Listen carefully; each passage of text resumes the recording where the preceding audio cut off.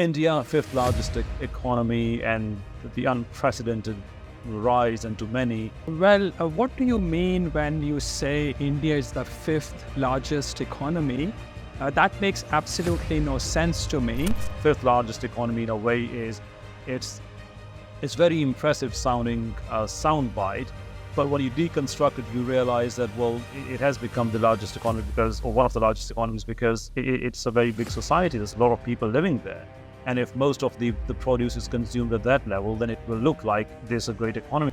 With rampant hunger, and I have seen a massive increase in beggars and hunger over the last few years, since the time Modi government started their demonetization exercise. So when it comes to the informal sector or the industry sector, industry there, it is based on an assumption that the informal sector would be about 1.25 times the formal one. Most of Indians are employed in the informal sector, and the informal sector has been sabotaged by the government.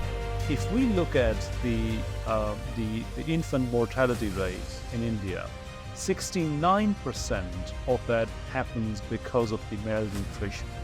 If we look at the poverty rates, every fourth or fifth poor person on the globe actually belongs to India. The number of stunted children in that country, the number of malnutrition people in that country is actually worse on per capita basis than what you have in sub-Saharan Africa.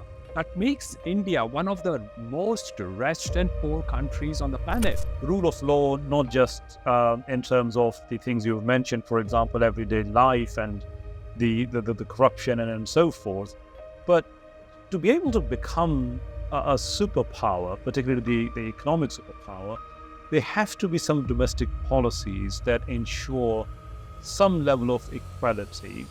Well, I mean, 50% of Indians continue to poop in the open, and they are sending missions to the moon.